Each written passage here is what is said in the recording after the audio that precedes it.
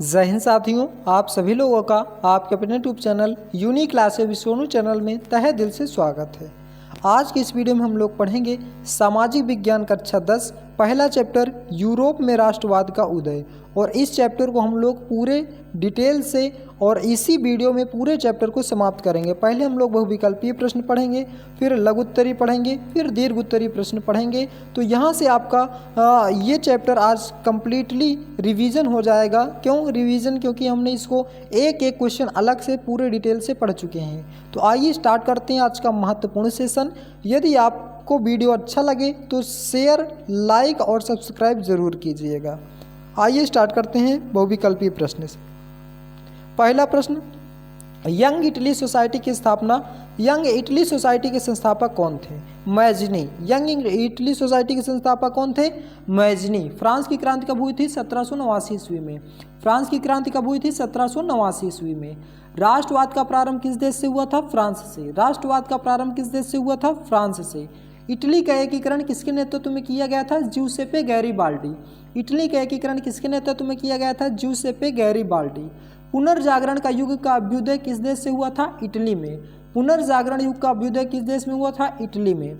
France में गणतंत्र की घोषणा किस वर्ष हुई थी? 1948 ईस्वी में। फ्रांस में गणतंत्र की घोषणा किस वर्ष हुई थी? 1948 में।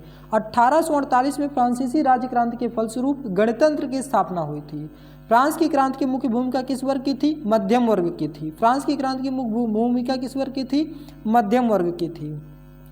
1789 ईस्वी में फ्रांस की क्रांति के समय किसका शासन था? लुई 16वां का। 1789 ईस्वी के समय फ्रांस में किसका शासन था? लुई 16वां का शासन था। फ्रांस की क्रांति का अग्रदूत किसे कहा जाता है? रूसो को। फ्रांस की क्रांति का अग्रदूत किसे कहा जाता है? रूसो को। जर्मनी के एकीकरण की आधारशिला किसने तैयार की थी? Napoleon Bonaparte. जर्मनी के एकीकरण की आधारशिला किसने तैयार की थी? Napoleon Bonaparte. किसका कथन था कि जब फ्रांस छींकता है तो बाकी यूरोप को सर्दी जुकाम हो जाता है? मैटरनिक का। किसका कथन था कि जब फ्रांस छींकता है तो बाकी यूरोप को सर्दी जुकाम हो जाता है? मैटरनिक का। ऑटो वान बिस्मार्क का संबंध किस देश से? जर्मनी से। ऑटो वान बिस्मार्क का संबंध किस देश से? जर्मनी से। जर्मनी के एकीकरण में मुख्य भूमिका किसकी थी? ऑटो वान बिस्मार्क की थी। जर्मनी के एकीकरण में मुख्य भूमिका किसकी थी? ऑटो वान बिस्मार्क की थी। वियना की संधि कब हुई थी? 1815 में। वियना की संधि कब हुई थी? 1815 में। नेपोलियन का संबंध किस देश से था? फ्रांस से। नेपोलियन का संबंध किस देश से था? फ्रांस से। तो ये तो हो गया आपका बहुविकल्पीय प्रश्न, जिसको हमने दो बार करके पूरा रिवीजन किया। तो आइए अब आगे स्टार्ट करते हैं लघु उत्तरीय और दीर्घ उत्तरीय प्रश्नों को। फ्रांस की क्रांति कब शुरू हुई थी? उसका मुख्य कारण क्या था? फ्रांस की क्रांति कब शुरू हुई थी? उसका मुख्य कारण क्या था? उत्तर, फ्रांस की क्रांति 5 मई 1789 को प्रारंभ हुई थी। फ्रांस की शोचनीय आर्थिक स्थिति क्रांति का मूल कारण थी।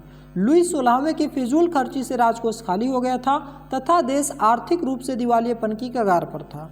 ऐसी हालत में शासन ने जनता पर कर भार बढ़ाने के लिए नए कर लगाने का प्रस्ताव किया। जनता ने इसका विरोध किया। स्टेट्स जनरल का अधिवेशन बुलाने के साथ ही क्रांति का विस्फोट हो गया और इस दृष्टि में फ्रांस की तत्कालीन आर्थिक स्थिति क्रांति का एक प्रमुख कारण बनी। तो ये था आपका पहला प्रश्न। अब आइए नेक्स्ट क्वेश्चन की ओर बढ़ते हैं, जो कि बहुत ही महत्वपूर्ण प्रश्न है।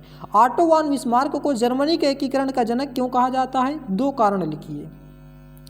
ऑटो वान बिस्मार्क को जर्मनी के एकीकरण का जनक किसे कहा जाता है? 2 कारण लिखिए। तो ये आपका नहीं लिखना है। अब आइए बढ़ते हैं आगे। उत्तर, ऑटो वान बिस्मार्क ने रक्त और लौह की नीति पर चलकर जर्मनी का एकीकरण करने में महत्वपूर्ण भूमिका निभाई, इसलिए उसे जर्मनी का एकीकरण कहा जाता है। तो ऑटो वान बिस्मार्क ने रक्त और लौह की नीति पर चलकर जर्मनी के एकीकरण करने में महत्वपूर्ण भूमिका निभाई, इसीलिए उसे जर्मनी का एकीकरण का जनक कहा जाता है। याद रखना है। दूसरा पॉइंट, बिस्मार्क ने कूटनीति द्वारा ऑस्ट्रिया को वैश्विक पटल पर एकाकी करके प्रशा की शक्ति को मजबूत किया था। तो ये आपको याद रखना है। नेक्स्ट प्रश्न, इटली का एकीकरण कैसे हुआ था? अथवा इटली के एकीकरण में की प्रक्रिया को संक्षेप में लिखिए। ध्यान दीजिएगा, बहुत ही महत्वपूर्ण प्रश्न है। इटली का एकीकरण, जर्मनी का एकीकरण, इन दोनों में से एक क्वेश्चन जरूर आपके एग्जाम में देखने को मिलेगा। तो याद सबको रखना है, छोड़ना नहीं है। इटली का एकीकरण कैसे हुआ था? इटली के एकीकरण की प्रक्रिया 19वीं शताब्दी में शुरू हुई थी। इस प्रक्रिया का विवरण कुछ इस प्रकार से है। पहला, 1815 में वियना सम्मेलन के बाद इटली के एकीकरण की शुरुआत हुई थी। दूसरा, 1831 में जोसेफ मेजनी ने यंग इटली नामक गुप्त संगठन की स्थापना की।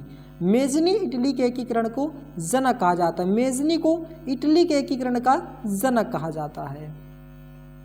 1859 में पीडमोंट सार्डिनिया में फ्रांस के साथ गठबंधन करके ऑस्ट्रिया को हराया था। नेक्स्ट, 1860 में गैरीबाल्दी ने सशस्त्र क्रांतिकारियों के एक समूह का नेतृत्व किया और दक्षिण इटली के 2 सिसिली पर कब्जा कर लिया था। 18 फरवरी 1861 को ट्यूरिन में पहली तावली संसद की बैठक हुई और विक्टर इमैनुएल द्वितीय को इटली का राजा घोषित किया गया था और रोम को संयुक्त इटली की राजधानी घोषित किया गया था। अब हम पढ़ेंगे जर्मनी का एकीकरण कैसे हुआ था। ये बहुत ही जल्दी हम लोग कर रहे हैं क्योंकि इसको पूरे डिटेल से एक एक क्वेश्चन हम लोग पढ़ चुके हैं। यदि आपने नहीं पढ़ा है तो इसी वीडियो को आप 2 से 3 बार देखेंगे, याद हो जाएगा। और इसीलिए थोड़ा सा जल्दी कर रहे हैं क्योंकि आपके पास भी टाइम नहीं है। कुछ लोग कहेंगे कि थोड़ा बहुत स्लो पढ़ा रहे हैं, तो ये भी आपकी प्रॉब्लम ना हो। आप आसानी से रोक के वीडियो लिख सकते हैं क्वेश्चन को और फिर याद कर सकते हैं, या तो आप इसी वीडियो को 2 से 3 बार सुन सकते हैं। नेक्स्ट प्रश्न है, जर्मनी का एकीकरण कैसे हुआ था। जर्मनी के एकीकरण की प्रक्रिया को संक्षेप में लिखिए। Very most important question. Germany का एकीकरण 18 जनवरी 1871 को हुआ था। जर्मनी के एकीकरण में प्रेसिया के तत्कालीन मंत्री ऑटो वान बिस्मार्क का अहम योगदान रहा। जर्मनी के एकीकरण के लिए बिस्मार्क ने 1860 के दशक में डेनमार्क, ऑस्ट्रिया और फ्रांस के खिलाफ 3 छोटे युद्ध लड़े। इन युद्धों में फ्रांस की हार हुई और जर्मन राज्य को संरक्षित किया गया था। सीडान के युद्ध के बाद दक्षिण जर्मनी के 4 राज्यों को जर्मन संघ में शामिल कर दिया गया और ये राज्य थे बवेरिया, बादेन, वुटमबर्ग और हेंस। इसके बाद जर्मन संघ का नाम बदलकर जर्मन साम्राज्य कर दिया गया। नेक्स्ट, 18 जनवरी 1871 को फ्रांस के वर्सेल्स पैलेस के हॉल ऑफ द मिरर्स में जर्मनी को कानूनी रूप से जर्मन साम्राज्य में एकीकृत किया गया था। इस तरह मध्य यूरोप के कई स्वतंत्र राज्यों को आपस में मिलाकर जर्मन साम्राज्य का निर्माण हुआ और पहले यह भूभाग 29 राज्यों में बटा हुआ था। नेक्स्ट प्रश्न है, 1789 ईस्वी में फ्रांस की क्रांति के क्या कारण थे, अथवा फ्रांस की क्रांति कब शुरू हुई थी, उसका मुख्य कारण क्या था। उत्तर, 1889 की ईस्वी की फ्रांस की क्रांति यूरोप के इतिहास की एक युगांतकारी घटना थी। इस क्रांति के कारण लुई 16वें का वह वंशानुगत शासन फ्रांस से समाप्त हो गया और फ्रांस में जनता का शासन आरंभ हो गया।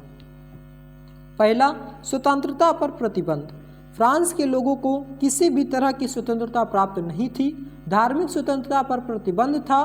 फ्रांस में प्रोटेस्टेंट धर्म वालों पर अत्याचार किया जाता था। और मध्यम वर्ग। औद्योगिक क्रांति के बाद मध्यम वर्ग का उदय हुआ।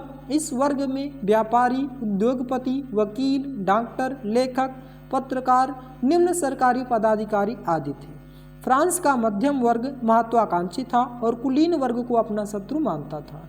नेपोलियन ने ठीक ही कहा था कि फ्रांसीसी क्रांति का वास्तविक कारण कुलीनों का घमंड था। नेक्स्ट है, अयोग्य शासक। क्रांति के समय फ्रांस का शासक लुई 16वां था। वह एक अयोग्य शासक था क्योंकि उसने शासन में सुधार लाने का प्रयास ही नहीं किया। उसकी पत्नी का प्रभाव शासन पर अधिक था। लुई 16वें के राज्यारोहण के समय जनता को बहुत आशा थी, लेकिन उसकी अतुरदर्शिता और कर्तव्यहीनता के कारण जनता को विद्रोह का मार्ग का सहारा लेना पड़ा। दार्शनिकों का प्रभाव। फ्रांस के दार्शनिकों ने प्रशासन की दुर्दशा न्याय व्यवस्था से लोगों को परिचित कराया, जिससे लोग दार्शनिक के विचारों से प्रभावित होकर क्रांति के मार्ग को अपनाने को तैयार हो गए। नेक्स्ट है, यूरोप में राष्ट्रवाद के उदय में जर्मनी एवं इटली के एकीकरण का योगदान बताइए। उत्तर, यूरोप में राष्ट्रवाद के उदय में जर्मनी और इटली के एकीकरण का योगदान कुछ इस प्रकार रहा। पहला, जर्मनी के एकीकरण में ऑटो वान बिस्मार्क की भूमिका रही। उन्होंने विभिन्न जर्मन राज्यों को एक राष्ट्र में एकीकृत करने के लिए राजनीति का इस्तेमाल किया। दूसरा, बिस्मार्क ने डेनमार्क, ऑस्ट्रिया और फ्रांस के खिलाफ युद्ध लड़े, जिससे जर्मन लोगों के बीच साझा पहचान की भावना बढ़ी।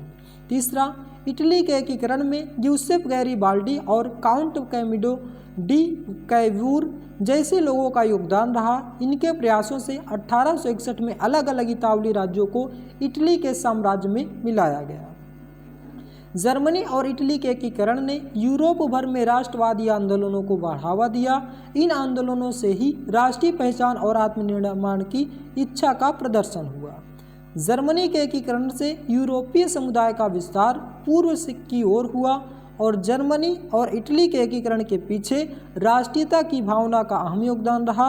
इस भावना ने इन देशों को भौगोलिक सीमा से बाहर निकालकर वास्तविक और राजनीतिक रूप दिया। तो दोस्तों, ये था हमारा आज का महत्वपूर्ण चैप्टर, पहला चैप्टर सामाजिक विज्ञान का यूरोप में राष्ट्रवाद का उदय। मात्र 10 मिनट में हमने इस पूरे चैप्टर का रिवीजन कर लिया।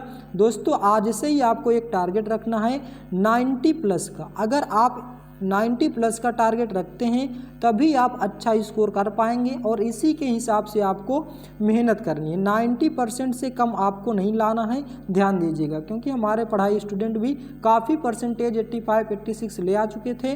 तो अगर आप मेहनत करेंगे तो जाहिर सी बात है आप 90 प्लस चले जाएंगे। तो आपसे यही उम्मीद है कि आप मेहनत करिए और वीडियो को ज़्यादा से ज़्यादा शेयर कीजिए और अपनी मेहनत एक बार लिख करके या वीडियो को बार बार खाली समय में, खाना खाते समय 10 मिनट में एक चैप्टर आपका बहुत ही कम समय में, पूरे यूट्यूब में कोई 10 मिनट में आपका पूरा एक चैप्टर नहीं कराएगा।